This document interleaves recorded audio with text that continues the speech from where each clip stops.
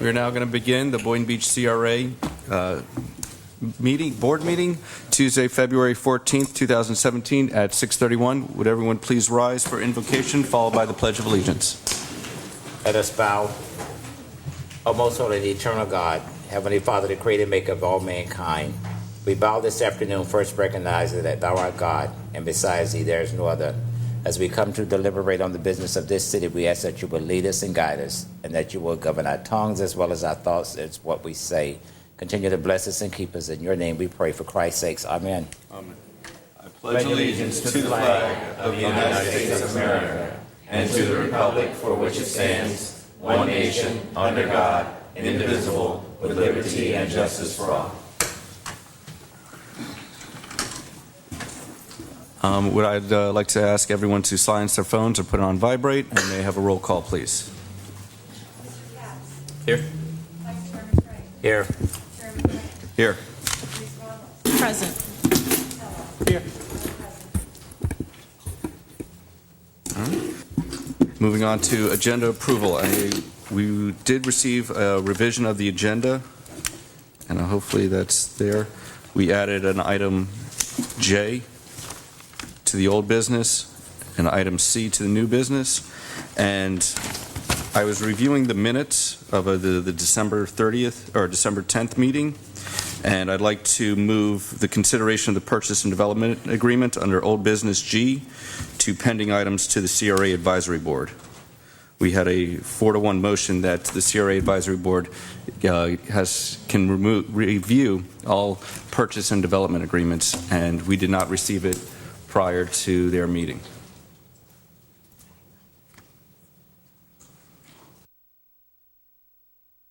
All right, may I have a motion to approve as amended? So moved. Do I have a second? Second. All those in favor? Aye. Legal. Can you explain a little bit, a brief summary of the memorandum and any questions that I forgot? Yes. But before I do, if you would, I put before each of you an email from an attorney in my office, Catherine Rosmell, who's in the audience and is usually in the audience. Just as a point of information, the Auditor General did a presentation on his 2014 auditor report regarding CRAs, recommending some potential changes for the legislature to consider to the CRA statute. I thought that may be of interest. The first one is probably the most interesting, which would change the list of items that a CRA could fund under its redevelopment trust fund. So that's just happening. The Florida Redevelopment Association is watching this, and we can always check in with them to see the status, but I thought you may be interested to know this was happening. So moving to the memorandum I prepared for you all a memorandum outlining very broadly the steps that would need to be taken legally and under the statute to create a housing authority. Mm-hmm. And then in addition to that, I provided a summary of the tools in the CRA's existing toolbox to effectuate affordable housing within the CRA district. So one of the questions that Mike asked me to address tonight was regarding funding and cooperation between the CRA and a housing authority if created by the city. The CRA statute specifically speaks to cooperation between CRAs and housing authorities, so that is permitted. And funding of projects within the CRA with the housing authority would be permitted as long as it's consistent with the CRA plan. In terms of the administration and the creation and the administrative creation of the housing authority, that would fall within the city's purview and the city budget. So that would be a city budget line item. Okay. So with that, are there any questions? So the housing authority's administrative costs is borne by the city. Correct. Can the city put the costs onto the CRA? That would not be permitted because the district of the housing authority is necessarily by statute the entirety of the city, which is outside the CRA's district, and therefore the CRA is limited to operating its funds within the district. So I would say no, they cannot. Okay. So can the CRA give money to a housing authority for administrative Because it said that the statute allows the CRA to work with the housing authority. If the CRA plan within the CRA district has identified projects and there are costs associated with those projects within the CRA district Okay. that are consistent with the CRA plan, I would say that would be potentially available. So, for example, if the CRA wanted to put money towards the housing authority for the cottage district, we could do that, and the housing authority has discretion to spend the funds on administrative and the development? They would not be able to. Or is it only for the development? It would have to be for the development Okay. towards. It could be administrative costs towards the development within the CRA. If it's in the if it's in our CRA plan, that's the Right. first step, and it's in our boundaries, then we could divert costs there. But if it's just for generalized administrative costs for the housing authority to Absolutely, operate, yeah. those would be in the city. Okay. So it's more of something for next year's budget to consider. Correct, and I'd say If the city decides to have a housing authority. correct, and I'd say the next step, because the law is fairly straightforward about how one's created, the city it is in existence, and the city activates it by passing a resolution. So to get one started would really be within the purview of the city staff to determine budgeting issues, et cetera, and how they would want to structure it. Do you have any raw numbers, like what a housing authority administrative fees would be, like startup fees or for the first year? No, I don't. We've reached out to Delray Housing Authority to try to get a like situation and provide those numbers to you, and once we do, I will happily provide them to each of you.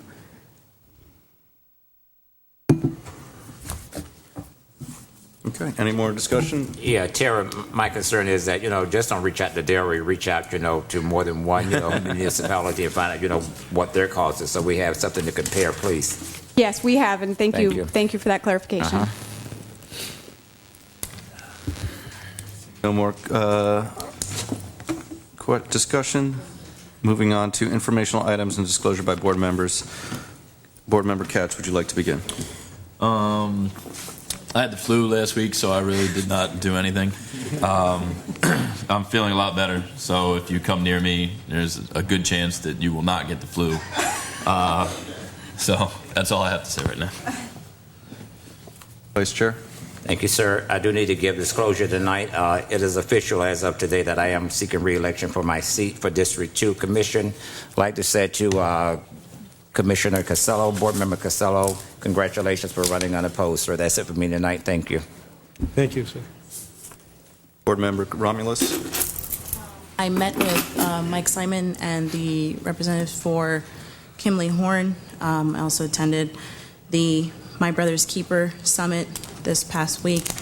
I sat in during the first annual neighborhood police meeting with the community in District 2, and I also attended my first Tourist Development Council board meeting. Member Casello? Thank you, Mayor. Nothing at this time. Okay. As for myself, I went had a meeting with Edens, the owners of Sunshine Square. I also met with Kimley Horn, and I visited one of our new businesses, the Campo, right next to the post office. It is a grocery store that is amazing. It's kind of what the heart of Boynton Beach needs, and so I'm going to do whatever I can to help promote that within the community. And no more informational announcements? I have one disclosure. I too met with Kimberly Horn in regards to the Boynton Beach Boulevard expansion. All right. Moving on to announcements and awards. Appreciation from grant recipient Bailey Blends, Danielle Tarrant. Hello. Hi. My name's Danielle Tarrant. I'm the owner of Bailey's Blends, which was the recipient of several of your redevelopment grants. We just opened about a week and a half ago, and I just wanted to stop by and thank the board for approving us for the grants. We're so excited to be part of the community. It's been such an amazing experience working with the CRA, and also just the response that we've received from the community. Bonnie there is passing out some of our acai bowls, which is our main product, which is kind of a frozen sorbet of the acai berry, which is a Brazilian superfood. Will help you with your flu. And then it's topped with fresh fruit and either chia seeds or coconut and honey. But I just wanted to stop by and just say thank you so much for everything that you guys have done, because I honestly couldn't have done this without everybody's help. All right. Thank you so Thank much. you. Look forward to visiting you. And also, I left little coupons on everybody's seat and little thank you notes. So, Okay. I'd just like to thank you for picking Boynton for your business here, and will this be like a weekly treat? Or- you can stop by and see us whenever. We're open 7 days a week. Wonderful. Very good. Thank you so much. Thank you. Thank you. I forgot to make an announcement. The next CRA board meeting is Wednesday, March 15th at 6:30 p.m. On to movies in the park.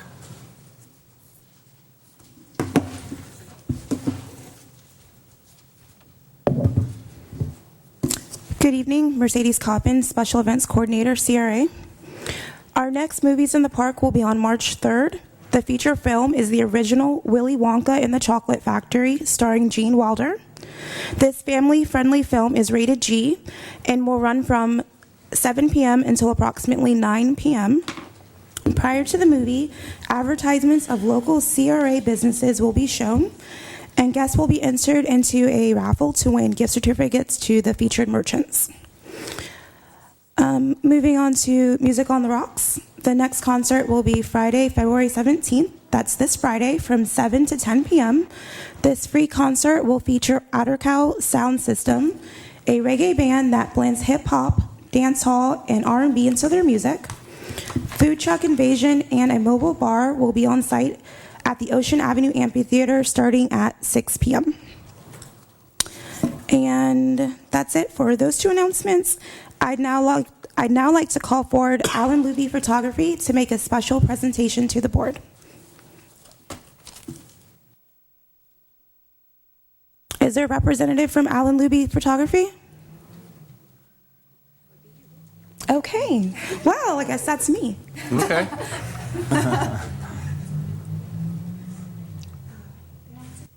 Do you want to help?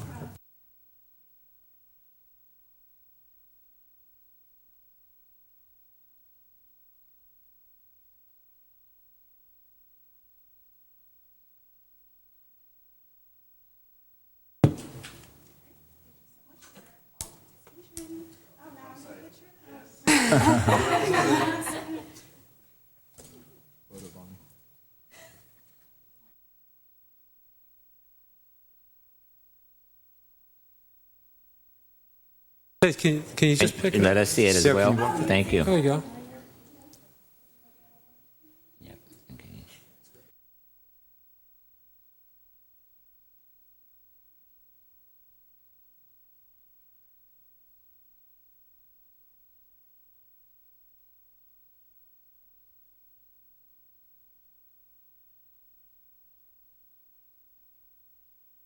I do still want to commend you, Mercedes, on that MLK celebration day. And I know it was tough with the turnout and everything with the weather that day, but it was still a great celebration and good turnout for the people who were there. I'm sure they enjoyed the event. You did a great job, and keep it up. Thank you.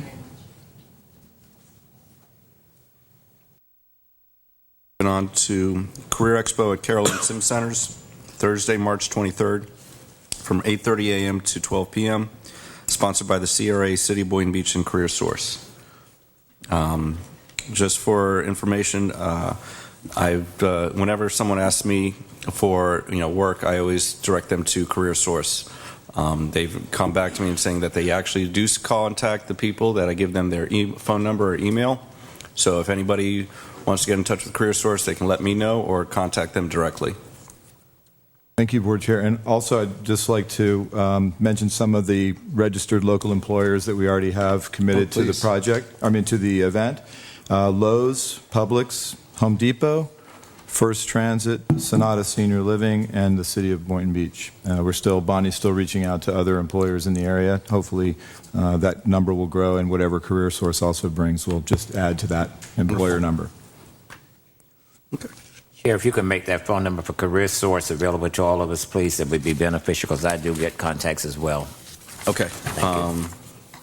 I'll give you send you an email with the Thank contact you. information. Thank you, sir. All right.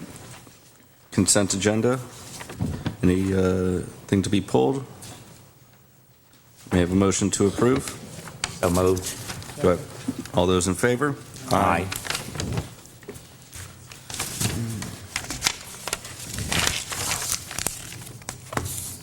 on to public comments. If someone would like to speak on an item not listed on the agenda, please come down.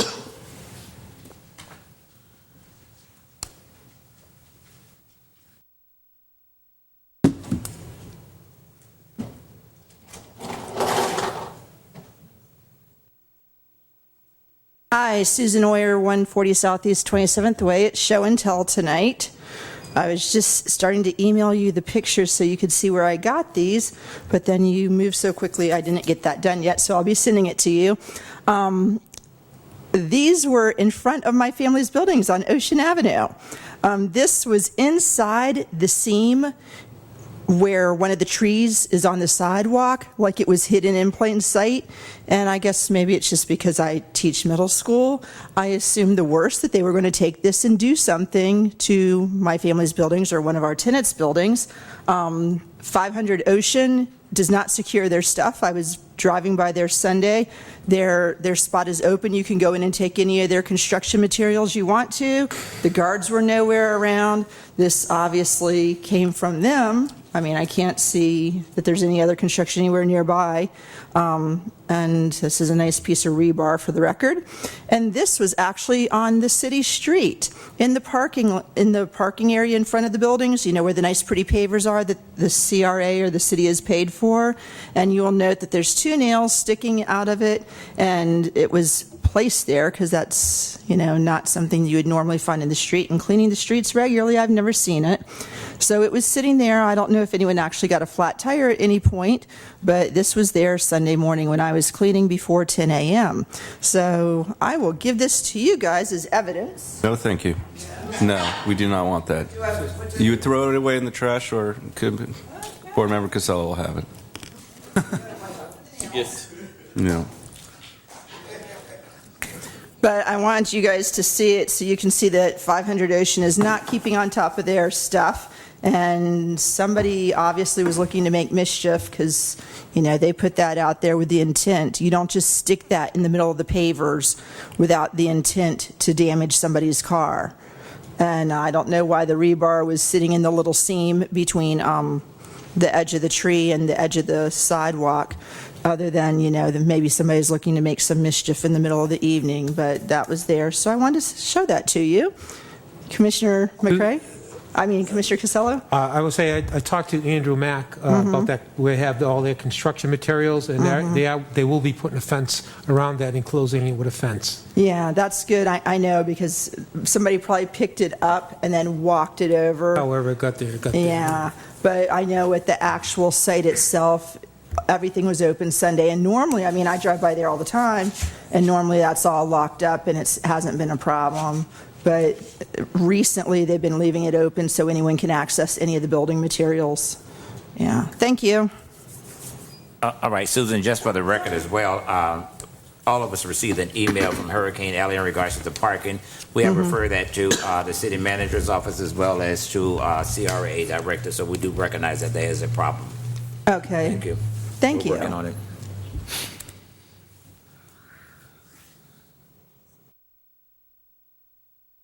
No more public comments.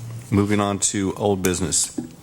Item A, status of the Ocean Breeze East project. Michael? Yes, Board Chair and Board members, the status of the Ocean Breeze East project, according to Robbie Block of New Rock Development, is that initially, last week, he had said the project essentially was dead, that they did not win their challenge of the ranking at which they were ranked second out of 3, and that died. But they have since resubmitted a second challenge at the cost of somewhere between $10,000 and $15,000 in legal fees to try to, again, bump up their ranking from second to first and make them the viable selection in the project to move forward. I don't know that that is going to happen prior to the expiration of their current contract termination date, which is February 28th. The contract that you are under with them does provide a opportunity to grant them, upon request, a 6-month extension at a cost of $50,000 that's non-refundable. if you so choose to do so. I do not have, unless there is a representative of New Rock here, I do not have a written request from New Rock to present you with regard to the extension. A reasonable time frame to expect a response for their second appeal? It would be after the February 28th. They're saying probably in the next 30 to 45 days on the appeal. There's also the possibility that they would be able to apply for new funding under a new RFA that is scored in a more subjective narrative manner than the current applications for the SAIL program now, which is all a lottery and ranking. So that might be something they could explore during the extension period. If we were to extend this, he'd have to put that $50,000 up, non-refundable, correct? Yes, sir. And he's given no indication that he's willing to do that? Not in writing, no. How about verbally? I think they would like to have the extension, but the cost was not relayed to me in verbal form or in written. So if you would like to extend the offer, if they accept, then they would have to put up the 50. But again, I don't have a definitive request acknowledging the $50,000 that would be non-refundable and acknowledging that they want that request for the 6 months. I think that they have certainly relayed in email and in conversation. They would love the opportunity to continue, but their formal request hasn't been submitted. Again, you could extend that offer to them if they accept, and they would have to perform under the terms of that extension requirement. And if they said, we really don't want to, then they would have to terminate before the 28th or lose their deposit that they have now. How much is their deposit? $50,000 now. Okay. That is a refundable if they terminate before the 28th. But if basically they're buying an extension. An additional $50,000? Yes, sir. Which is non-refundable? Yes, sir. All right, so we should have an answer by the 28th, one way or the other, if they want to continue. Yes. Do they need to grant? Yeah, what I would recommend is if the board wants to consider granting an extension, that you direct staff to execute an addendum to the agreement, extending it for that period of time, contingent upon New Rock presenting a written request to do so, and upon them complying with the contract term that requires them to provide the $50,000. So that would allow staff to execute that, create that, and execute it before that deadline, if that's what the board would like. And how long would what would the new deadline be? 6 months. Okay. My thoughts is that based upon Executive Director Simon saying that they spent $10,000 to $15,000 more on legal fees, that we wait until next board meeting, so we give them, an extension on the $50,000 for the 6 months until after next board meeting. Otherwise, we have to find a new developer and start the process over again. So I'm willing to give them an extra month for free, just because we don't have anything else in the pipeline otherwise. Let me ask the question. I'm just saying, although we don't have anything in the pipeline per se, but if something comes in, then we can act upon that. Because if we do an extension, my hope is that we will extend it for the 6 months, non-refundable $50,000, because we need to get something from this company that's been jerking us around. I'm just saying, for as long as I care to remember, I'm just saying, we need to have something, viable for that community, saying that, we didn't get what you all requested, but we got something that, can benefit the person that's coming in with $50,000. I understand. And so would they be entitled to get their original deposit of $50,000 back as well, if they put the $50,000 for the extension? Sorry, we were looking to see if you could give them the 1 month extension without a contract addendum. So could you repeat your question? I'm sorry. I'm sorry. So if they request the $50,000, the extension for $50,000, and the non-refundable, and it doesn't go through, are they still allowed to get their original $50,000 deposit back? Under the terms of the agreement as written, no. So we would end up getting $100,000. Yes. So that is, that's, and it is still their opportunity, Mike, to cancel the contract before that date and get the $50,000 back, meaning they wouldn't be asking or requesting the extension before February 28th. I'm afraid if we give them 1 month after they say they're going to come back to the table prior to that month is up and saying, we want to cancel it and we're going to lose money. I'm just saying we need to keep them abreast and hold them to the fire and said, we have given you all that we can give you all. We need to say, this is what we're willing to come to the table with. And if they want to accept it, accept it. And if not, we need to move on. I'm in the sense of 1 additional month and have, and then hear back from them. And if they don't show up, then they don't get then we get the $50,000.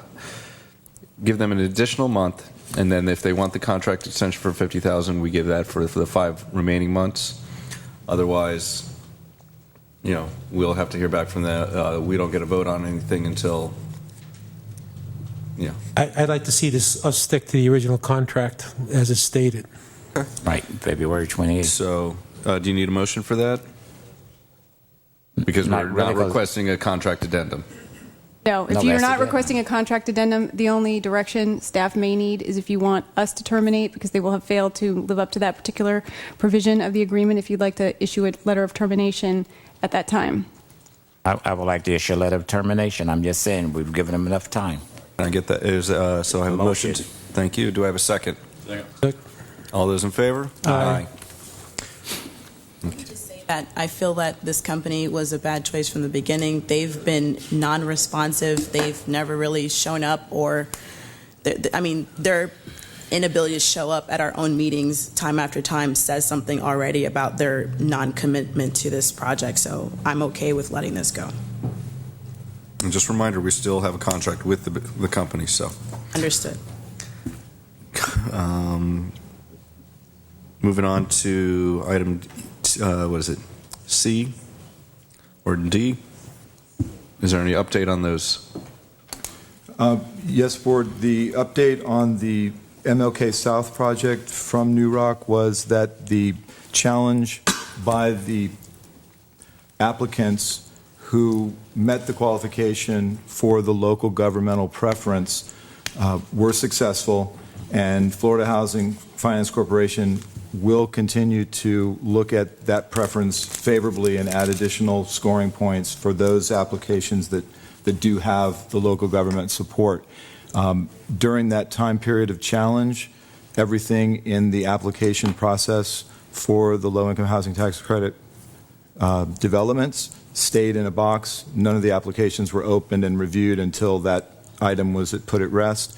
So they are now behind in the review process of those applications really since December 30th. So this week, according to New Rock, the process now will become official. They will start to open those applications, go through them, do their ranking, and that is, again, another probably 30 to 45 days before we see the ranking coming out and New Rock's position in that ranking. It may come before our next meeting, and if it does, we'll certainly present the kind of the status of it at that point. At the latest, it would be the April meeting when we know exactly where they fall and how close they are to the top and what the potential success of their application being funded. Michael, they're under contract to June 30th, 2017 anyway, correct? So Yes. they're still under contract, so Yes, we sir. really don't have to do much on this one. No, not yet. Thank you. My take is that, first of all, we acted upon item B. I'm just saying that was a table item. That item probably should have been removed from the table. Before we discussed it, I'm all for motion that we remove it from the table, both B and D. I'm not okay with moving item D from the table. All right, well, let's move item B because we discussed it. All right.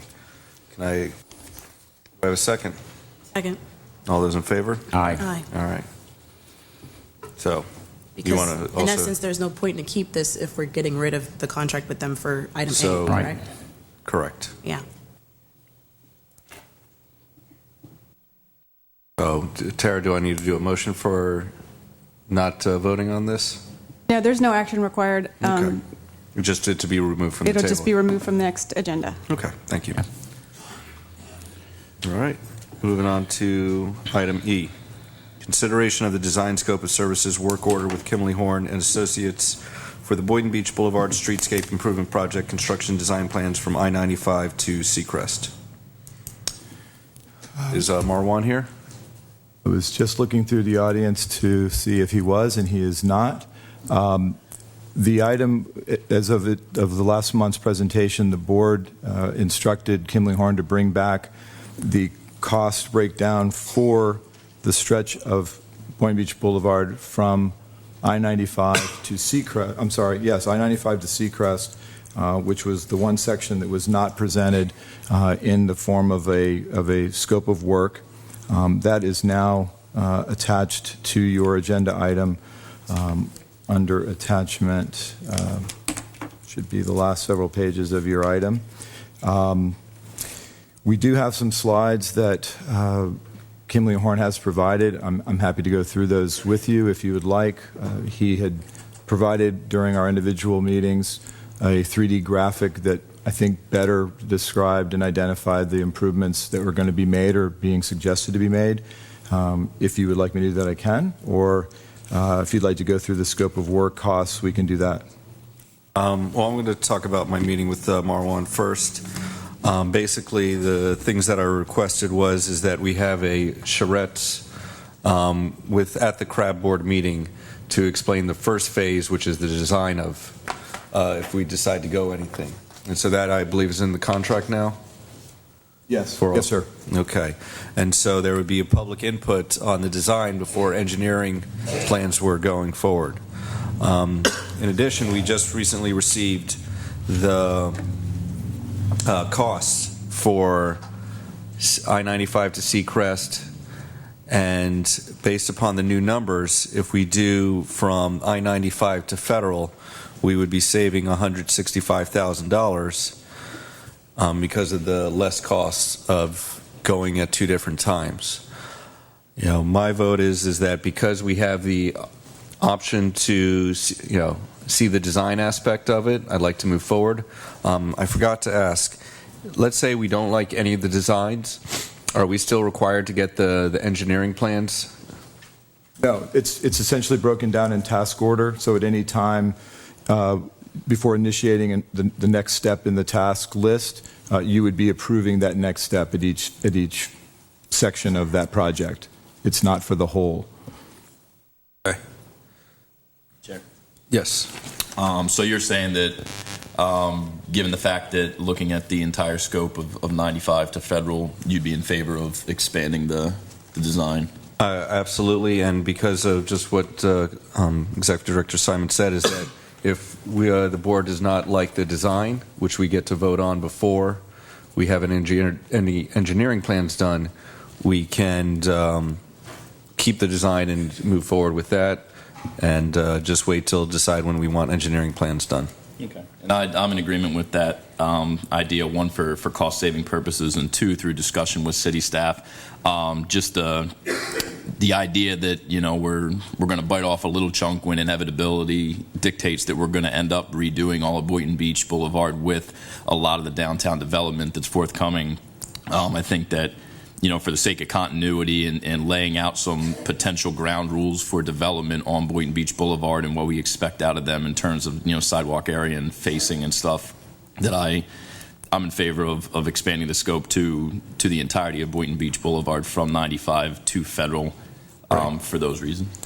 And also, Michael, from our discussion, you did confirm that this amount is within the budget that we allocated for the Boynton Beach Boulevard design. Yes, it is. The budget line item that you approved was in the amount of $600,410, and the projected cost is $557,000. So you're within your budget line item to approve. $557,000 for doing it from 95 to US. Yes, for the whole way. And if we separate it, whereas we did from 95 to Seacrest, and then from Seacrest to whatever, it would be more expensive in the long run. Correct? Yes. Okay. So the total cost for I-95 to Seacrest is $363,000. The total cost from Seacrest to Federal is $369,000, which is a total of $732,000 if we put it together. And that's where the benefits of doing it all at once is saving $165,000 total. And like I said before, this includes a charrette in front of the crab board and us approving the design before any engineering plans go forward. Also, I'm in favor of going all the way from 95 to Federal Highway. After all, we are supposed to be fiduciary in regards to saving money and being good stewards of money that has been allocated to us to spend. Anytime we can save like $165,000, I think that is the way that we should go, so the public know that we're not just spending money to be spending money. I'm in agreement with saving the money. I think it's a good idea going from 95 to federal. The only question I would have is what kind of adverse effect it might have on the future development of the Town Square project. What kind of an impact it might have on that? Go ahead. Well, the significance of work that's being done under this project lies within the right-of-way of Boynton Beach Boulevard and does not extend into the private property rights or the property development of any future development or existing property owner. That is another advantage of going forward with the design from 95 all the way to US 1 is it really doesn't contemplate so much that what exactly is going to be developed behind the sidewalk. All of the improvements that this is looking at is within that 80-foot right-of-way. Ultimately, as staff may have said to you within the city engineering department, those are if, for lack of a better term, responsibilities from a city perspective within that roadway. So by not doing it, we're telling the development community that we're not really quite sure what the road's going to look like, but you're going to know what your development site will look like. I think this is a great opportunity to go forward and tell them that we're on board with the future and we're laying those ground rules like Board Member Katz had instructed or said. That it's a good opportunity. Sends a good message. Point well taken. Mike, as a point of clarification, you said 557, or Chair said 557. Somebody said 557, but I'm seeing here fiscal impact is 575 at the high end. Am I? That's in my notes itself, giving you the range from one project to the other project, to full range of if you selected one, or if you selected both. 557, or is it 575? 550. So I'm looking at the contract. It says $78,000 for phase 1. The concept plan, phase 2 is $115,000.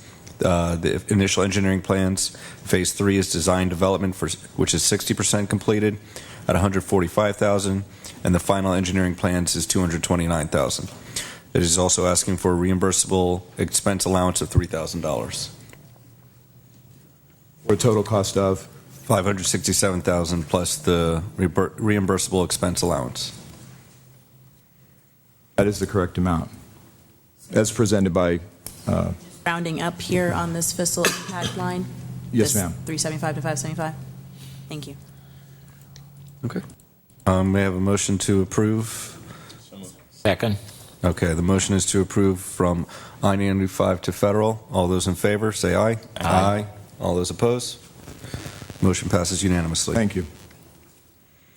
Next, we have item F, request to amend the completion date of 500 East Ocean project on December 31st, 2017. Is there someone from the East Ocean project to make the request? All right.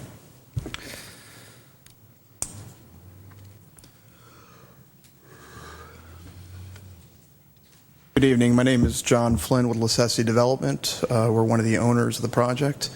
I believe my counterpart, who's presented here several times in the past for you, unfortunately he's at a planning board meeting in Massachusetts, so he couldn't make it, so I'm standing in for him. But essentially we're requesting an extension from the end of July through the end of the year to complete the project. And again, his letter to the CRA kind of outlined the reasons, but generally speaking, there are labor shortages in South Florida in the construction market, which again puts pressure on all projects. But in particular in our project, there were some specific site-related issues, mostly front-end related, having to do with utilities, off-site improvements, the AT&T duct bank that went through the property, and then there was a bit of a delay between the city and, I believe, DOT and getting federal worked out. And so those all kind of combined for probably about a 4 to 6 month delay in the project, and that's why we request the extension. In regards, sir, to your request and, an extension, I'm in favor of giving you the extension, but I'm just saying we heard some citizens tonight saying some things bad about your project. I'm just saying we hope that you would step up to the plate, and be, good stewards, I'm just saying, to the tenants that's there, I'm just saying, and then we need to work out some other logistics with the city and also with the CRA in regards to parking. I'm just saying, I'm in favor of doing the extension, but I'm also wanting to get something in return for when we give an extension. So I'd like for you to be better taking care of your property. I heard you loud and clear. It's the first I've heard of it. We do have a third-party general contractor who is controlling the site and who works on it. I'll be on the phone as soon as I walk out of this building discussing that with our project managers. And you will Appreciate be erecting a fence around where you're keeping all your, in the church parking lot there? I'm not aware of that specific plan, but if that was agreed to, we'd certainly do it. And if it's not, it's certainly we would consider if that's something you would request. Question if it's not already been reconsidered. I'm not sure if Mr. Hayden's discussed that with the city or not. I'm not privy to that. I heard you say that, there was a shortage, of construction workers. I'm just saying, did you all try to get bodies from around here to work? I'm just saying, did you advertise, or we're trying to get people to hire from within? We have citizens that probably want to work. I'm just saying, did y'all reach out? Well, we're their owner and developer. We hire a third-party contractor who actually builds the project. It's their responsibility to hire the subcontractors, and then the subcontractors generally hire the labor. So we wouldn't be hiring them directly, but typically they're pulling from a local pool of labor, but also probably throughout the state, depending on the level of skill. But yes, they should have plenty of local labor involved. Okay, thank you. Board Member Katz or Romulus, do you have any discussion? I also received an email today regarding the parking issue along the church parking lot. I went by this morning and there was no cars there, so I guess you got the memo as well. I'll have to follow up on that. I'm not aware. Well, I guess your third-party contractor did not park in the church. I think it's Boynton Beach Congressional. Yes. So I'd like to see that. The only comment that I have is that otherwise, if we don't extend it, it's due in July. What I would request is that you have a very big grand opening ceremony when it does open. Everyone will be invited. Okay, that's all I ask. All right, may I have a motion to So approve? moved. Second. All those in favor? Aye. Thank you very much. All right, we moving on to item H. Michael, would you like to discuss this? What happened to G? That's what we put to the crab board. All right, crab board. Yes, Board, the item before you is the kind of completion update on the Boynton Harbor Marina Open Space Project. It is in the punch list stage, not finally released as far as the last bit of funding, but the project was completed and done under budget. The total cost of the project will end up being $896,357 from the approved budget of the 2016-17. We were able to find some savings, and we also had some additional work that we as owners or as a project manager initiated, ranging from the rewiring of our lamp posts to take control away from the various buildings in the area, to deciding not to need a new meter and saving some money there and digging into an existing meter. But overall, I think the project, even with the delays, has turned out exceptional. And having worked on the redevelopment master plan for the marina since 2007, this is the last phase of this overall project of investment, above about $20 million worth of acquisition and construction costs. So congratulations to you all and those that went before you. Stay in the course, and I hope that you're all as proud of the project and as I am. I'd just like to give comments. I went over to the project before you all really completed it, and I was out there with the workers, and I'm just saying from what I saw, job well done, and I'm just saying hats off to those individuals who foresaw as well as those that came on and kept it going. I'm just saying, the project is complete. It's an asset now to the city of Boynton, and we should be proud. Thank you. Michael, I would say I was probably the only board member up here that wasn't in favor of this project. I wanted to keep the old building dive shop, fought hard for it, but it did come out nice. Thank you. It should be commended. Thanks very much. I appreciate that. Do we ever finalize a date on when we're having an open ceremony for that? Yes, the ribbon cutting as of today is March 31st. Okay. And details to follow, save the date, and all of that will come out. Okay, wonderful. Last is consideration of purchase and sale agreement for property located at 1110 North Federal Highway. Yes, sir. At the meeting last month, the board approved bringing forth a purchase and sale agreement for the property at 1110 North Federal Highway. And the action tonight is to approve the conditions of purchase at $170,000, which was the appraised value and the agreed upon value of the seller. So moved. Do I have a second? Discussion. Okay. Michael, this one here, where this ties into a couple of other properties that the city owns or we own? As of now, it does not. It is the second building north of the intersection of Federal Highway and Martin Luther King Boulevard, Junior Boulevard. We are in contact with the owners of the properties adjacent to it. The use right now is a kind of defunct florist shop. The building next to it is in trust, also a retail shop with nothing happening. It is been discussed in the CRA district, the plan that this become more of a gateway into Martin Luther King Boulevard in the heart of Boynton district from the Federal Highway side. I think it's, again, an opportunity purchase to try to get some foothold there. Once we purchase, what's our plan with it to do in the next year? The plan, as we have it as staff, is to improve the building, improve the aesthetics of it, the facade, the lighting, the landscaping, get it activated as a potential site for Career Source to hold job training workshops. We'd like to activate it as possibly a pop-up business type use. We could use it for other incubator programs. Light it, get the image of something happening on that corner in the meantime. We're limited on finding a retail lessee because of the parking being what it is. It's very limited on parking. So in order to get another use activated there, I think we're just somewhat limited in its. My concern is that we're not purchasing another building for $170,000. We'll just let it sit in disrepair for the next year or two. No, sir. We have some. Yes, sir. Plans. I don't want to have that happen, and I think given its location, it's important to the fulfillment of the plan. So in that light, I just feel like anything we can do to get it activated and the appearance of it being activated on a full-time basis until redevelopment can happen there is the way that I would suggest going. We can always, as the time goes forward, and if we are unsuccessful with acquiring the properties next door, then we would potentially put that out for RFP or put a sign for sale. Thank you. Since you said, Michael, in regards to the facade for that building, I'm just saying if we're going to purchase it, because I'm going to offer a motion, but I'm just saying once we do that, how fast will we be putting a facade in place? I'm just saying to let the citizens know that we purchased it, but we're also taking care of it.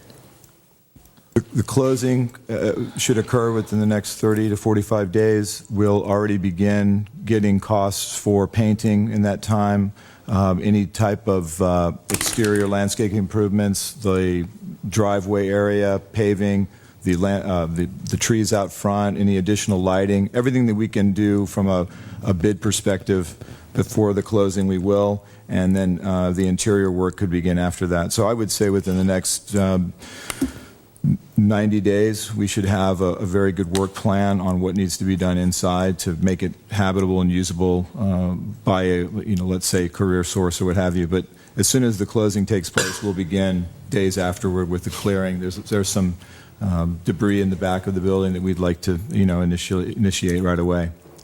My take is also that we have problems. I'm just saying for people who want to come in and do projects, programs, etc.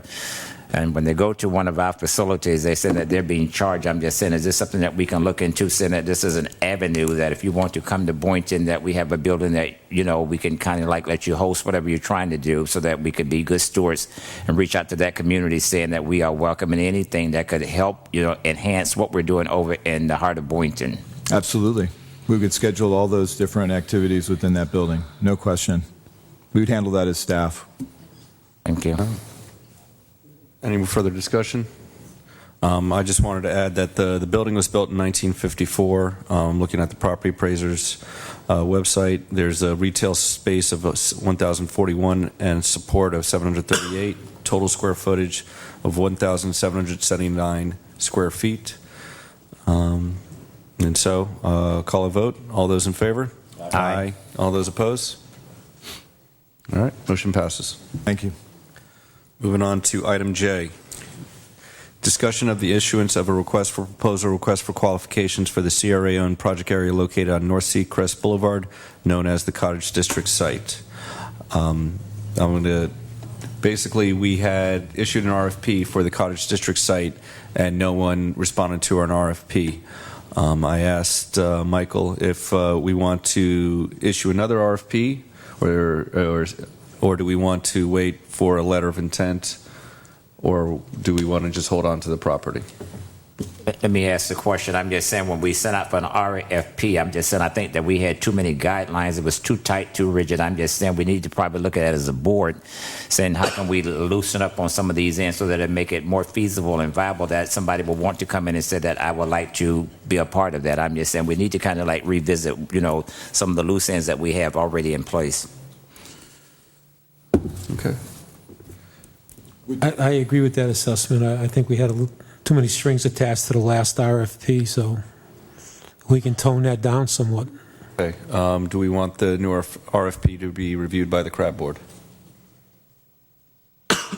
Did they review it the first time? I believe so.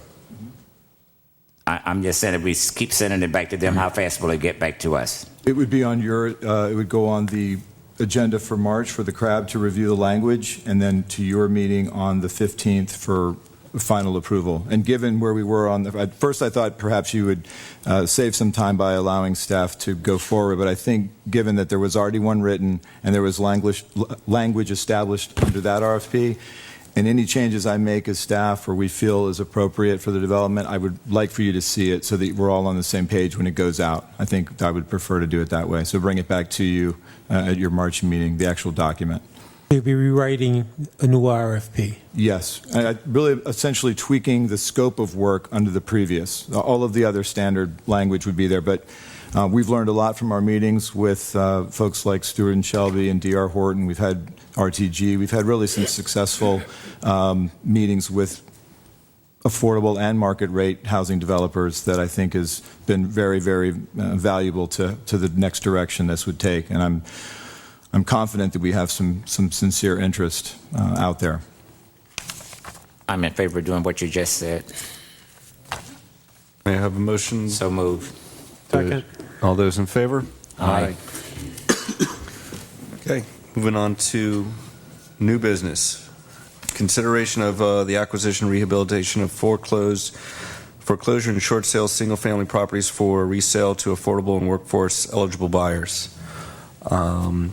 Basically, I was walking around the heart of Boynton Beach, and there's some still boarded up properties that I would like to basically move the funds from the dog park into either having the CRA purchase the properties and fix them up, or having a program where we have grants available to third parties and we work with them as a contractor who owns the house to develop them and for specifically affordable and workforce eligible buyers.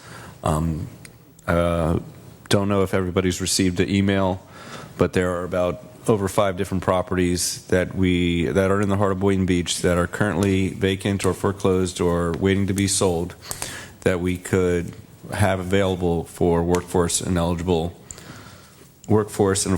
eligible buyers. And that's kind of where I'd like to move forward, that instead of just trying to build the huge structures of a community like Ocean Breeze East or MLK South, that we also try to get the affordable single-family homes. Well, I don't think the CRA should be in the business of buying and flipping houses.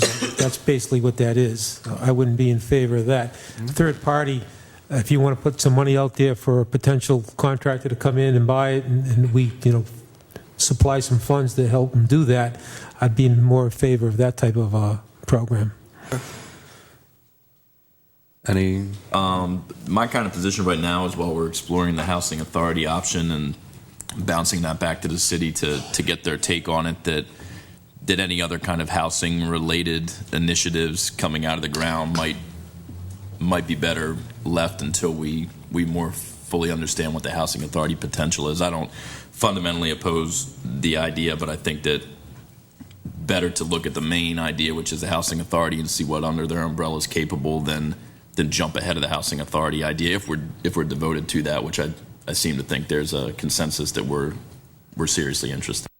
Basically, I think with the housing authority, what would happen is that the CRA would have specific money for the housing authority to purchase the properties. If that's correct, Tara, that's something the housing authority could do? You can structure a number of mechanisms to achieve what I think you're trying to shoot for here, Okay. depending upon how that would get structured. Okay. And I'd like to open up to public comment. If anyone else has something to say on this new item. Okay. So moving forward, we have two. Oh, someone came up.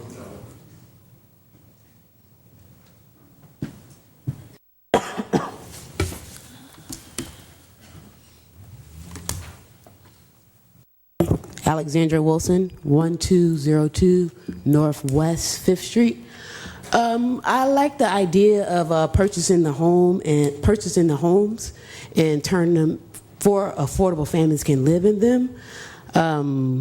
I think that's a great idea. My thing with that, I want to piggyback on the comment about New Rock as well as the Cottage District that didn't fall through. So I had a meeting with you, Mr. Mayor, as well as Teresa and Colin about having the community redevelop that area because we having so many issues with developers coming in here and put their, I guess, spin and taste on our land. So if we as the people been here for all these years and decades, I feel like we should be in control on developing that area. So that's basically what the housing authority is that they're appointed members within the city for the development of the community. Okay, so but I'm talking about the Cottage District Pacific. Can we, the community, develop that area Pacific? Because there's issue with the city finding developers. We have the RFP option available, or you can do a letter of intent. In the meantime, to say that the community has the funds and resources to build the housing towards that project. Okay.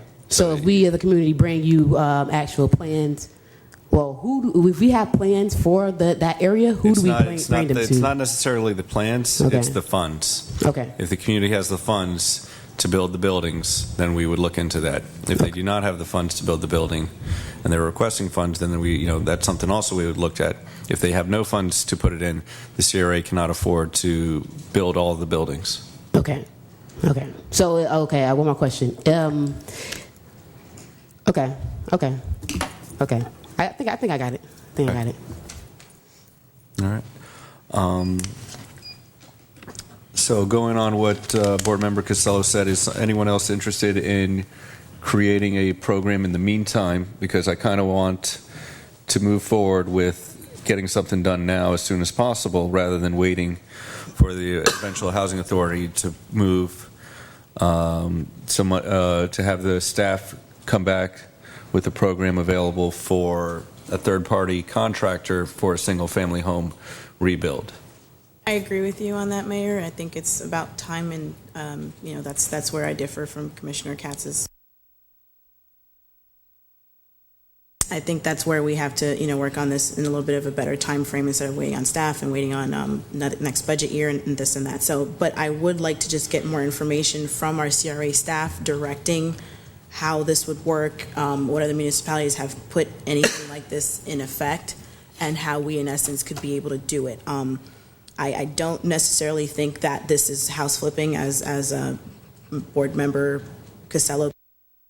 Again, I would like just information from the staff to tell us that if this is within the purview of the CRA, if we're able to do it, and if it's, of course, like either from Tara or somebody, if this is legal and within our bounds. It is, is. yes. So it's not considered house flipping. It would be consistent with your powers and your plan. I might use that term a little strongly, but if someone buys a house that's in disrepair, fixes it, then puts it back on the market to make a profit, this is not necessarily a profit, but to turn the house over, that's called, for lack of a better term, flipping. Absolutely, and the benefit of us doing it is that it will be available for the affordable and workforce, and so that it's not just the market forces, that we get to decide who gets to live there. And, also we have the option available of the recapture so that the developer only is allowed to get a certain amount of capital gains per year on the property. And going forward, that we have a lot of options available by giving out funds to the third-party developer for the single-family homes. I think Board Member Katz made a strong argument there. Maybe we're getting a little ahead of ourselves here. Maybe we should just hold back just a little bit here to see what this redevelopment authority could be or not be. I understand that. I understand the timing. I understand we should wait and we should listen and hear what we get back from staff and this, that, and the other. But again, I think it also comes to how long do we have to wait to start doing redevelopment in the heart of Boynton? How long do we have to keep putting off and waiting for this and that and everything else and budget and monetary and like letting New Rock and other things fall through? How long do we have to wait for that? If we have an opportunity and it's within our purview, it's not illegal that we're doing this, it's not out of our bounds to do this as a CRA, why not do it? If we have blight and we have an opportunity to remove blight, why not do it? That's my question. Vice Chair. Thank you. Yeah, my take on it is, first of all, we're losing a lot of our individuals. I'm just saying, who goes off to college and come back, they're not staying here in Boynton, they're moving on. And I'm just saying, even if we put this in place, then it can be turned over to the housing authority after we finish. I'm just saying, it's long overdue. We already got a moratorium on, they call them sober homes. I'm just saying, and people are tired of saying, what are y'all putting in there? Do something before somebody come in and put a less desirable next to my family. And I'm just saying, this is a chance that we need to step up to the plate and let the citizens know that we are trying to improve their quality of life here in Boynton. I'm in favor. Just to correct you, we have the moratorium on group homes. Group homes, sorry. It's okay. Well, whatever y'all call them. Board Member Katz? Yeah, Still I hear what everyone's saying. I understand the urgency. I think that if we're as a commission and as a CRA board resolved to create this housing authority, then we can definitively put our finger on the scale and say this is something that has to be spearheaded with priority. And that can accelerate the time period. I think that there seems to be almost unanimous consent, if not unanimous consent. But I think that again, I understand the urgency and desire to get stuff like this accomplished as soon as possible because there is a need. But to create a small housing program, to preempt a broad housing program, which is supposed to be citywide, I don't know enough about the potential housing authority. I don't know enough about the implications if the CRA allocates funds for this purpose and it's only exclusively in the CRA district, if the housing authority could absorb this particular program. So again, I just urge caution that if we're looking to strike some sort of grand deal to create a housing authority that's all encompassing, then let's, through strategic planning coming up, let's incorporate these various ideas into what we expect from the housing authority. But to take a chunk of what we might do from the housing authority and preempt it, I respect the position to try to move quickly, but I'd rather move correctly than with haste in this case. I'm going to, Vice Chair, would you like to? I have one other comment. If we do go this route, which I hope we will go this route, is that we lose local contractors and get individuals, who has skills. I'm just saying, so at least they can come back and give something back to the community. That's one of the reasons I'm going to vote in favor of it. Okay. How much money would the CRA be putting up to acquisition of these properties? I think that's kind of what we would come back, staff would come back, because we would have to change the line item, budget item, and we'd have to pick where that money is coming from. I think that one of the place that I feel it should come from is the dog park, in the sense that we are giving homes to people after we already have a dog park in the city. This would be a good time to have Mike kind of describe some of the outstanding balances that we have. For example, I believe it's $425,000 that we allocated for that dog park, correct? That's just standing as a line item that's not being used? The Or allocation 600? What is it? for that was the amount that you just gave Board Member Ramos was in your mind because of the contract that was brought before you. But as a line item, there's $698,000 that's available for the pursuit of that item, That's which was allocated right. for that. You have available Okay. funding of $698. And then where else is there some outstanding funds? The balance of money from the Marina Open Space Project is roughly $180,000, $185,000. You currently have allocated toward the MLK project with New Rock of $1.1 million. If that's not successful, that would free that money. And you have acquisition money You're left. good. You've told me way more than I need. Thank you. Yeah, we have over $2 million. Yeah. Okay. So I'm going to ask for a motion to direct staff to start a acquisition rehabilitation program for affordable and workforce eligible buyers using third-party contractors. Second, as long as they hire local workers. Thank you. Okay. Yeah, no, it's. Yep. Just important clarification, could staff have an opportunity to put together a formal process or program for your approval at March meeting? Yeah, Please do. that was the request. Okay. Yes, please. So we have a first and second. All those in favor say aye. Aye. All those opposed? No. Motion passes 4-1. The next one we have on item B is the residential improvement program.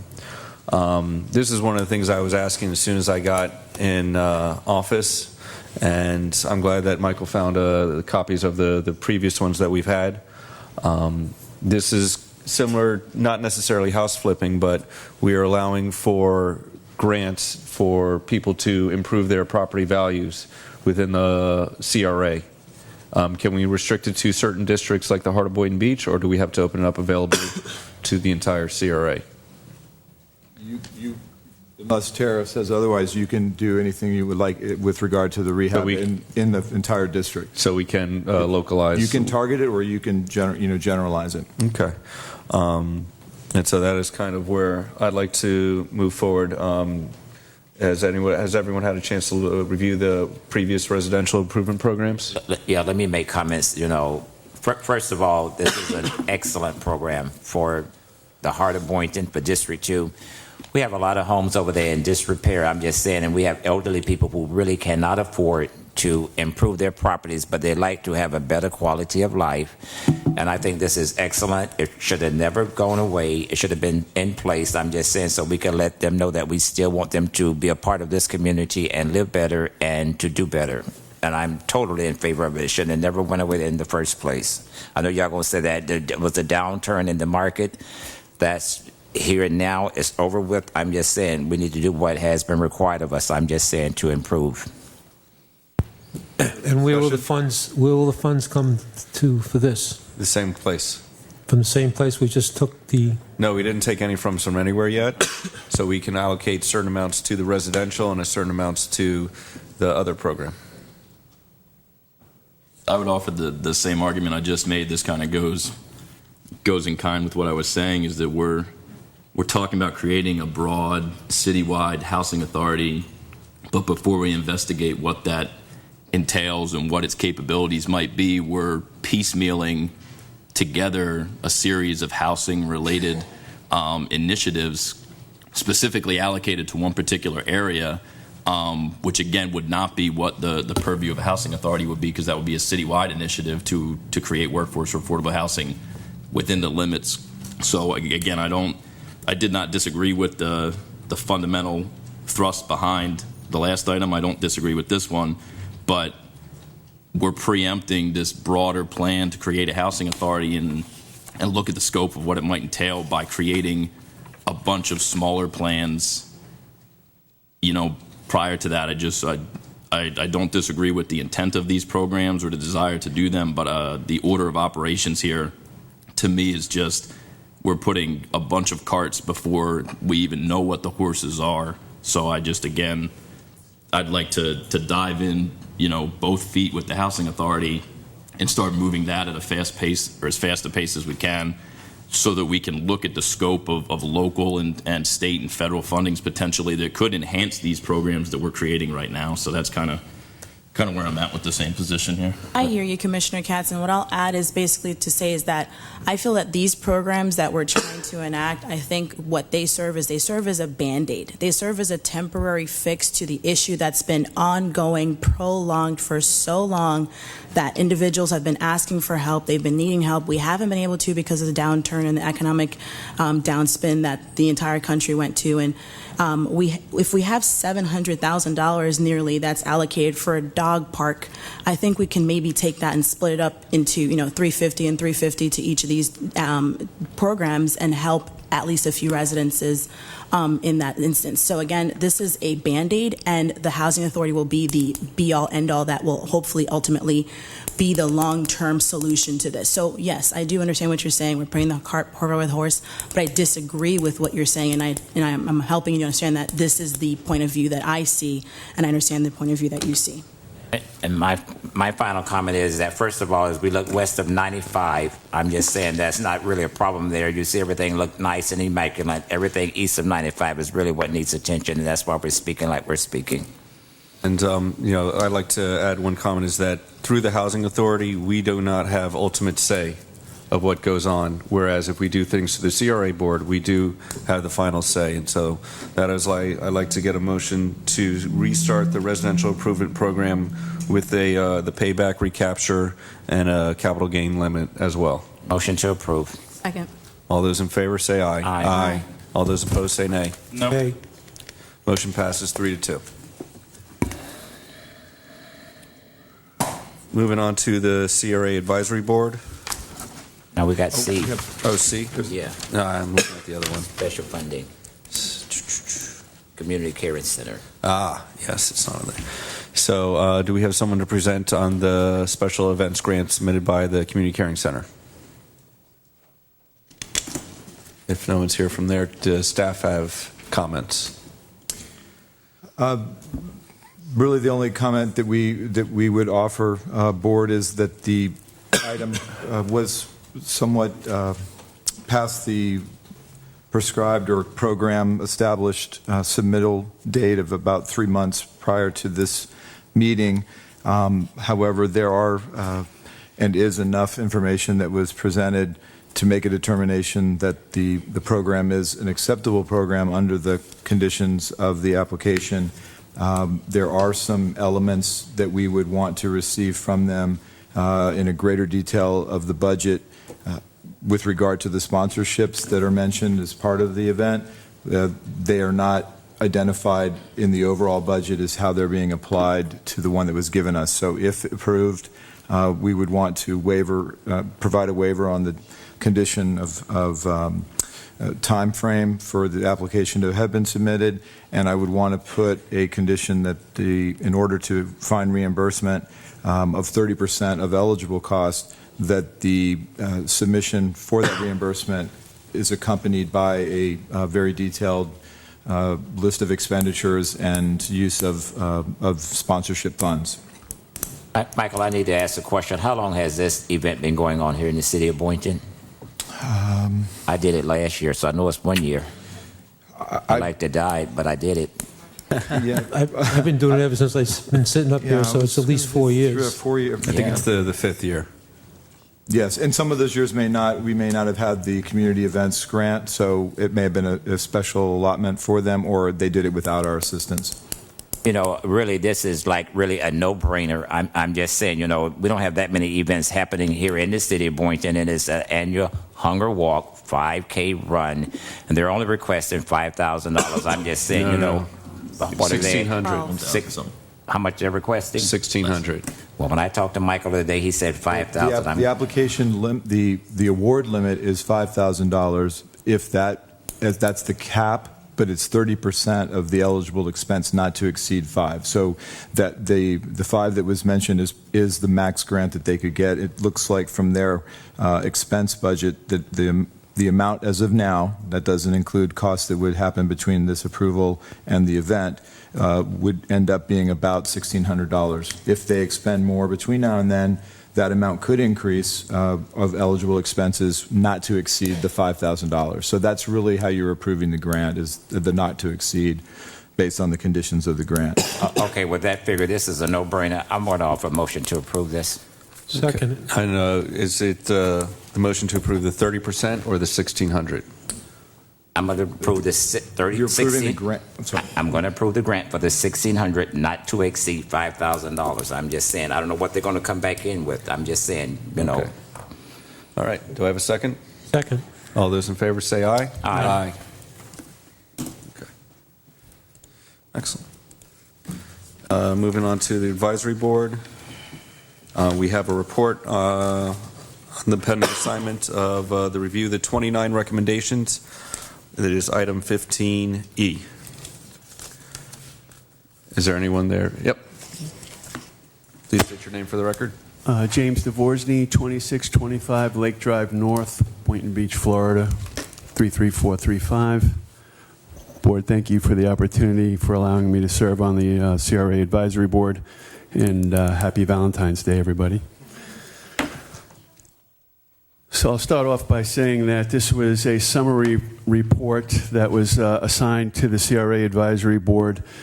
We were tasked with looking at the grand jury's recommendations for improving the CRA in North Miami Beach. They came up with 29 items that they felt that the city of North Miami Beach might benefit from adopting.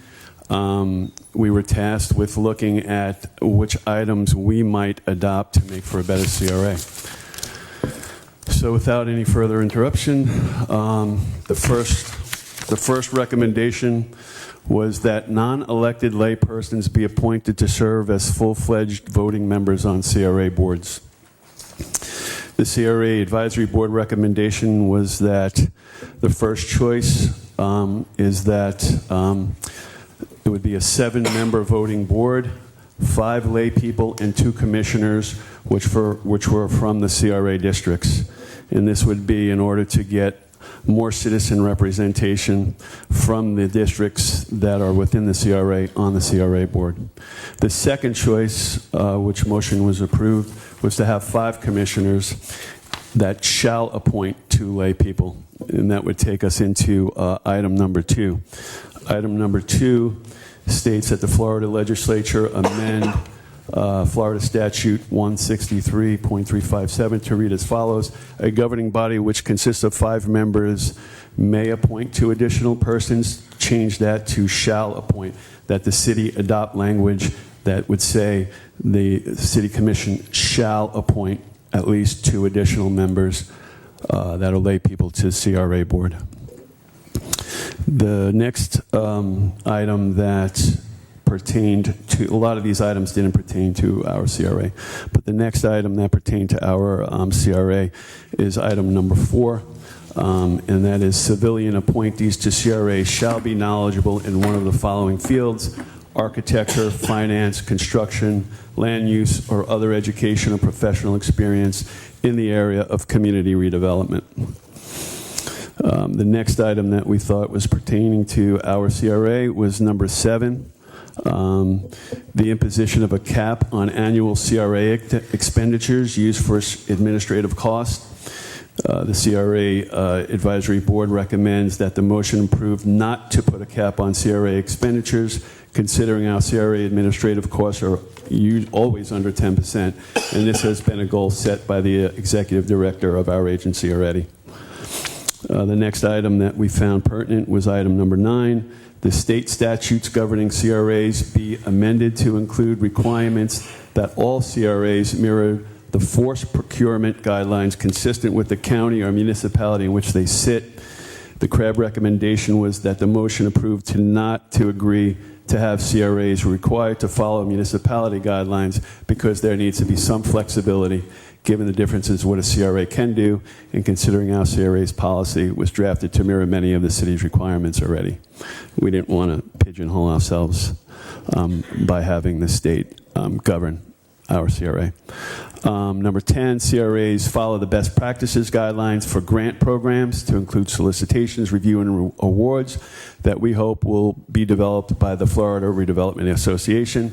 The CREB recommendation was that no recommendation was made at this time, as there are already some guidelines from the Florida Redevelopment Agency which we follow, but nothing has been issued as a best practices standard as of yet.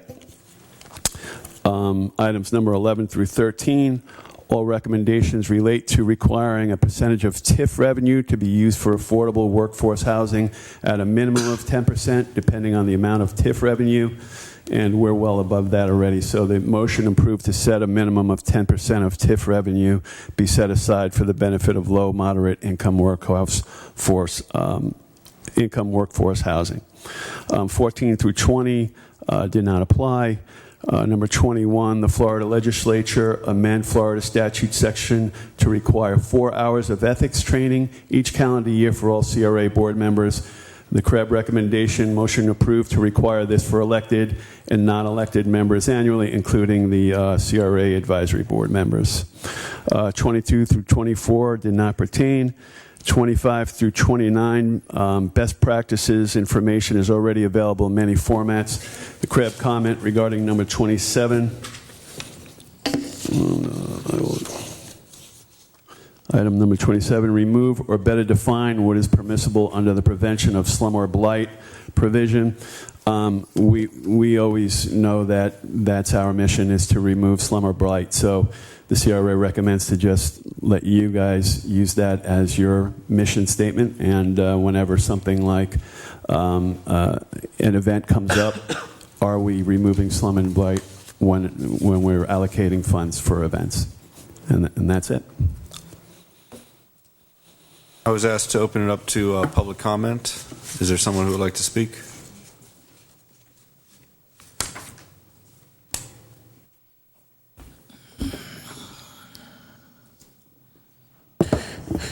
Good evening. Can you state your name for the record? Yes, sir. Reverend Nathaniel Robinson III, the pastor of Greater St. Paul African Methodist Episcopal Church, 315 Martin Luther King Jr. Boulevard, 33435.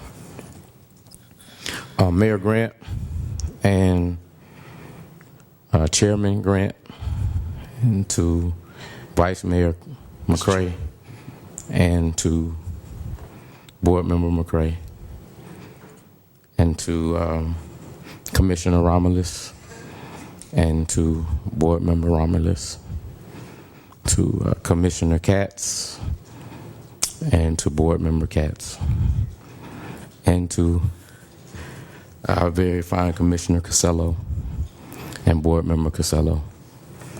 I know that me acknowledging you and then acknowledging you again seems a bit obtuse, but so does listening to you debate to talk about issues as a commission that you've already discussed as a board. And so I rise to simply say that we applaud your ability to wear multiple hats, but the members of the community that I serve have felt for quite some time that it is a bit obtuse. In our opinion, our humble opinion, it can be likened to an attorney speaking to a jury made up of him or herself, and then coming out of deliberation, and then getting behind the bench and being the judge. And so as it relates to recommendation number 1 that was made by the CRA Advisory Board, we believe as a community that the board should be completely separate, and that this is a concession. But having 2 unelected citizens to be a part of the board is something that, if this comes to a vote, we would hope and we would ask that you could vote in the affirmative. Before I sit, I'd like to ask the members of the community that I serve to stand. They've come tonight because we all share this same agreement that there should be community representation on the board. And so we would ask for your consideration on that particular item. Thank you for your time.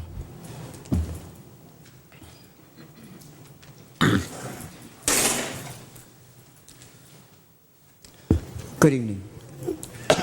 Pastor Richard Dame, 7284 West Boynton Beach Boulevard, president of Boynton Beach Coalition.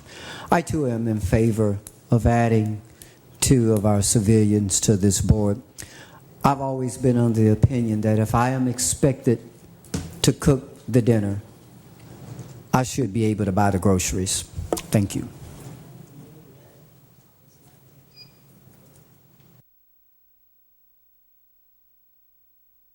Barry Woodworth, 685 Northeast 15th Place, Boynton Beach, Florida.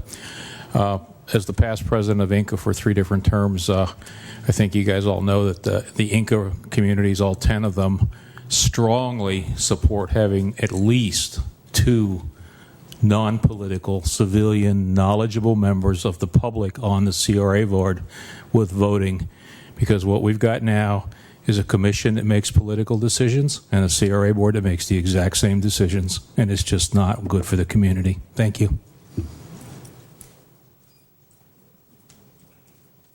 One more.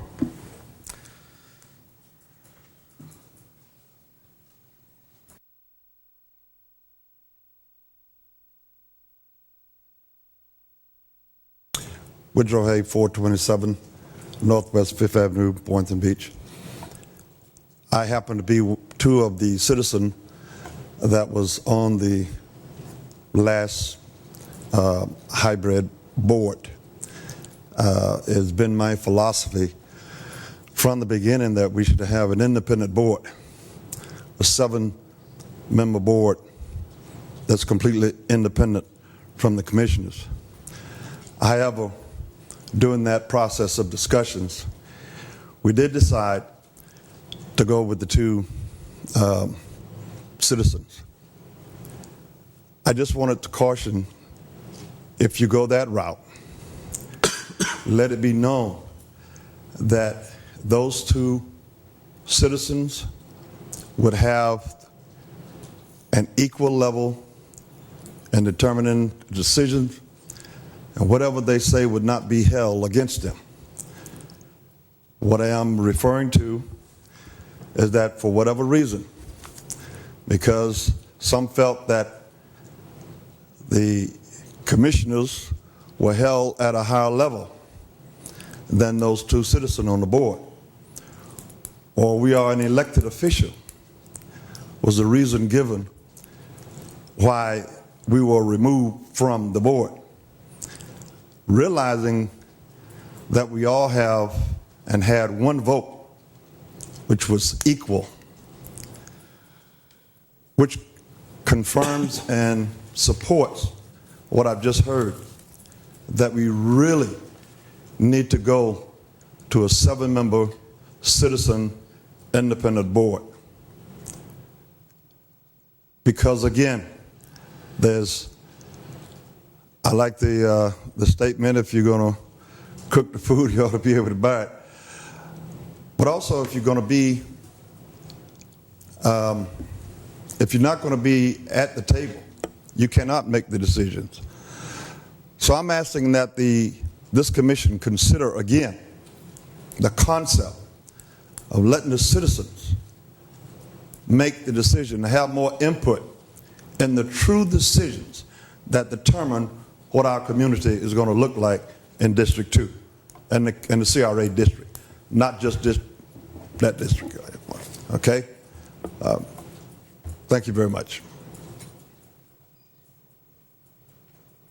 James DeVorsey, 2625 Lake Drive North, Boynton Beach, Florida, 33435, citizen. After careful review of the grand jury recommendations, I thought about this from a philosophical standpoint, and the arguments were, I was here for that meeting to reduce the board size from 7 to 5, comprising only of the city commissioners. And I remember a lot of talk about fiduciary responsibility amongst the elected officials, and that's a very powerful responsibility to uphold. However, there's a couple of other things that we have to think about here. There's a fiduciary responsible to tax dollars, and then there's a responsibility to TIF dollars, and they're different. And the major thing is that the elected officials who do not live in the district where the CRA exists, in the territory where the CRA exists, are making decisions for the area that they don't live in. It's kind of like having having people represent our city that don't live here. So we have people representing our city that are not in the CRA territory. Make the same argument that residents on the east side should not vote in west side decisions on the city commission. Well, I understand what you're saying, but at the same time, we might be elected from districts for geographical representation purposes, but up here we do represent the entire city. And in this capacity as the CRA board, we do represent regardless of where we live. I understand what you're saying, but it's a slippery slope to saying if it's happening in District 1, I don't want somebody from District 2, 3, or 4 to tell me, District 1's representative, what should occur. So I'm not saying that. What I'm saying is that there's different levels, I think, of responsibility here. And it is a little different when you're not living in there, and making the decisions for without enough representation from the area that you're coming in to make decisions for. That's basically it. Thank you. Question from the board, or would you like me to begin? I like to go ahead and begin, since I'm about the oldest thing sitting up here when it has to do with the CRA.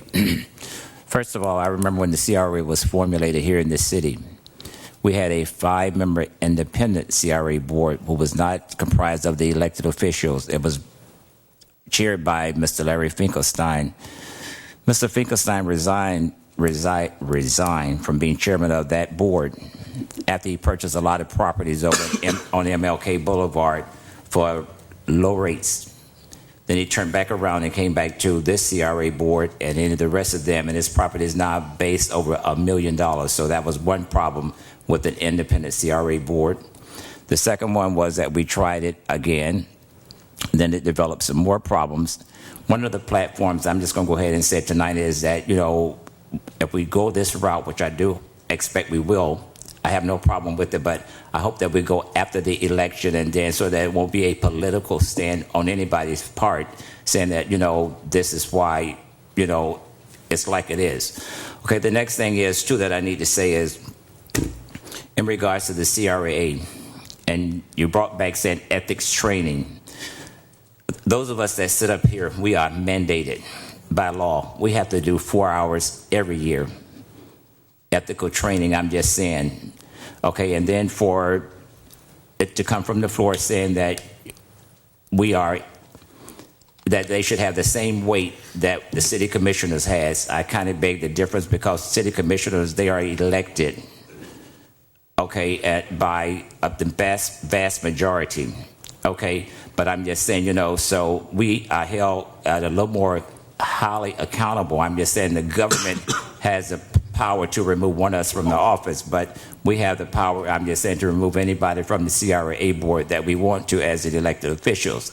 I'm just saying I hope that when we go this route that it is done after the election, and whatever route that, this board decides to go with, I will be supporting it 100%, but I don't want it to be a political stand tonight. Thank you. All right. Basically, from what I can tell, is that the only thing the CRA board can do is to approve any of the recommendations. Is that correct, Tara? To the City Commission.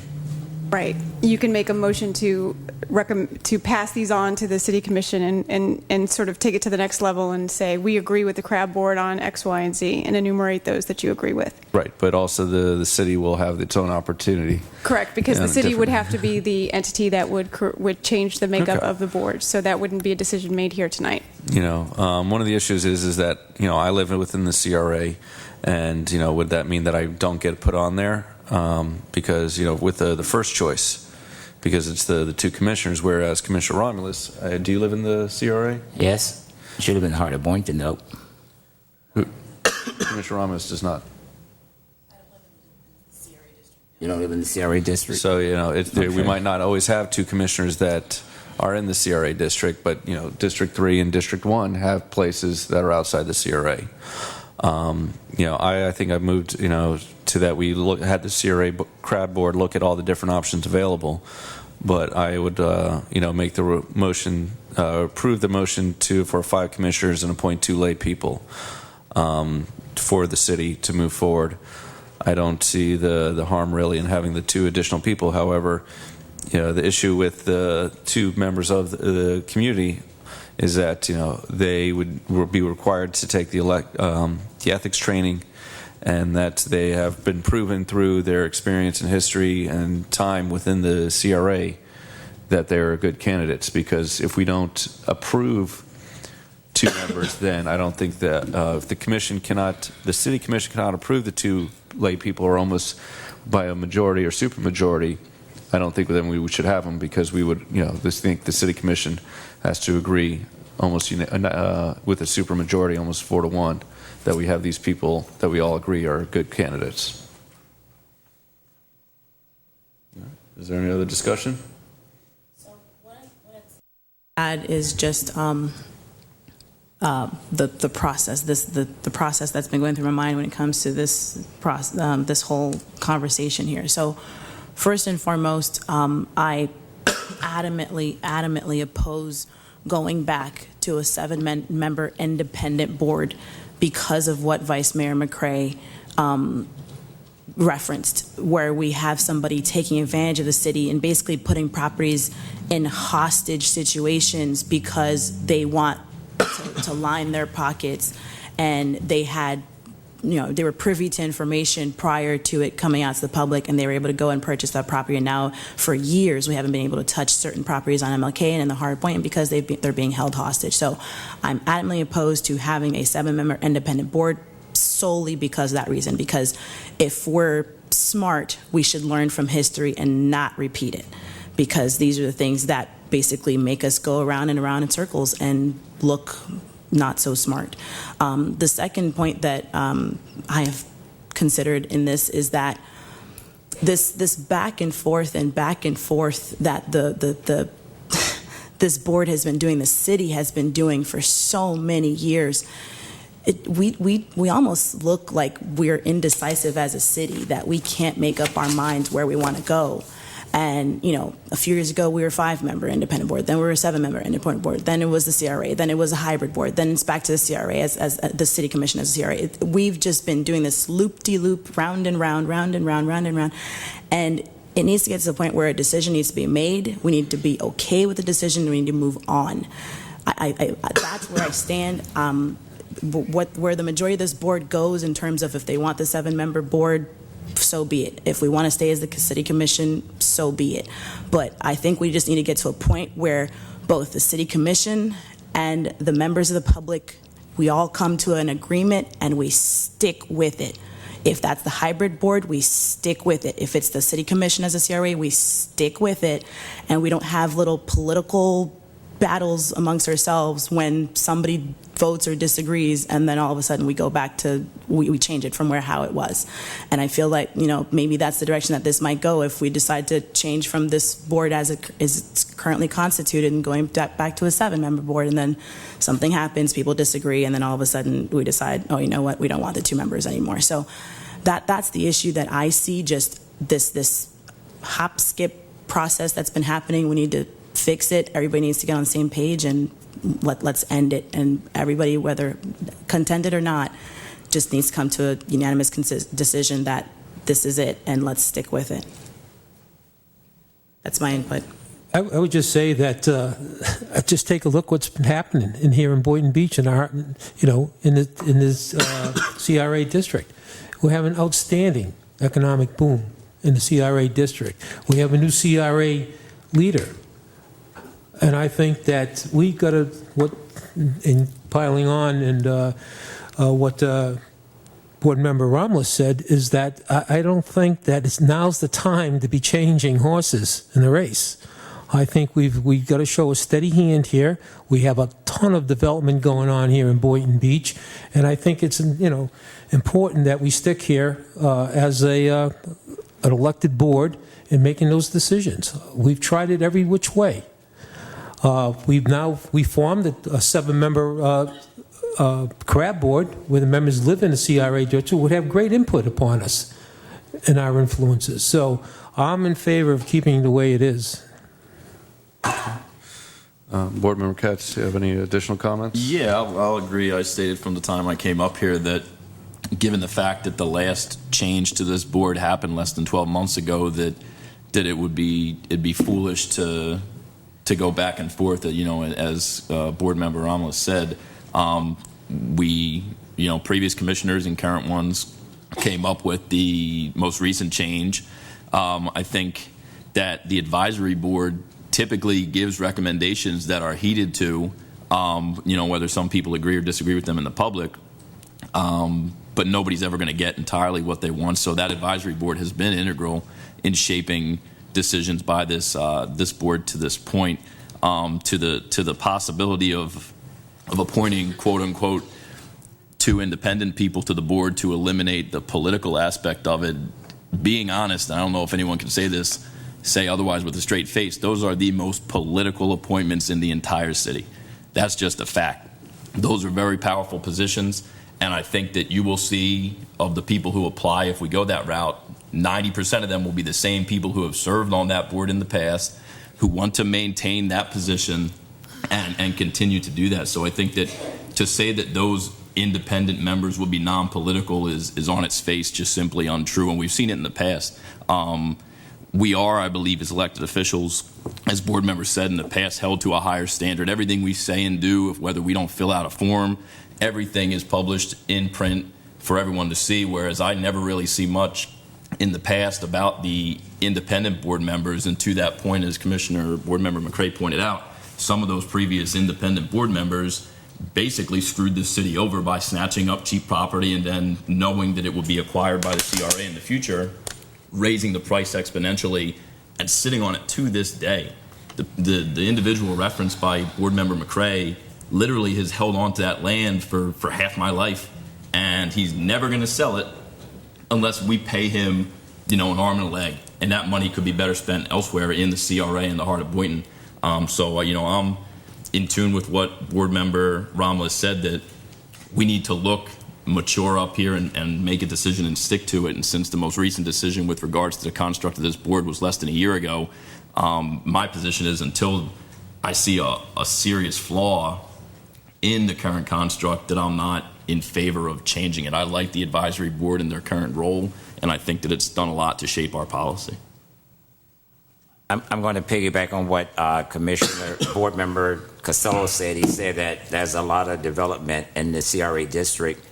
There's a lot of development in the CRA district, but the place where it's hurting the most is in the heart of Boynton, and that's nil and none. And this is why we're saying that, it's nice to build on Federal Highway, but what about us on MLK Boulevard? I just laid that place in there for the record.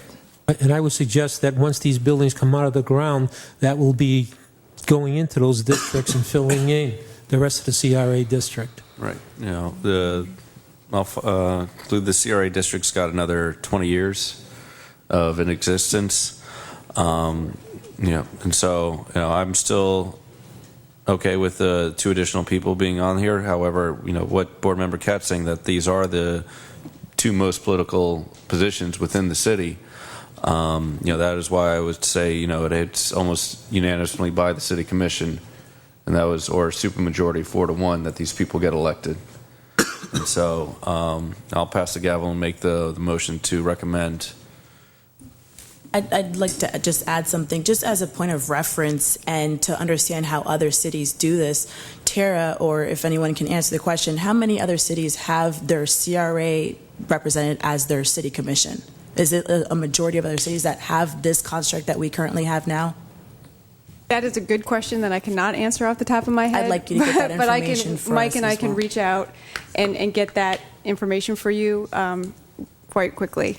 But I apologize, I don't have that off the top of my head. But from what I understand and what I remember being told, I think by Jim Cheroff, if I'm not mistaken, is that most other cities have the same construct here, which is the city commission sits as a CRA board, and there is really no issue with that. I feel like Boynton Beach is the only one who's really gone through all these different changes all throughout the years and has been, weaving this web, and I think it's time we just kind of call it a day.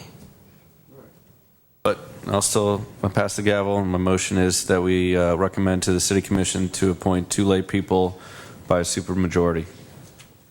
I'm going to have the gavel, and I'm going to second that motion. All in favor? Aye. Aye. Opposed? Nay. Fails 3-2. This just in. Catherine Rosmell with my office just informed me that 68% have boards sitting as a CRA. Palm Beach County? Or? No, across the state. Thank you. Thank you. All right. Is there any other recommendations to the City Commission? Seeing none, may I have a motion to adjourn? Second. All those in favor say aye. Aye.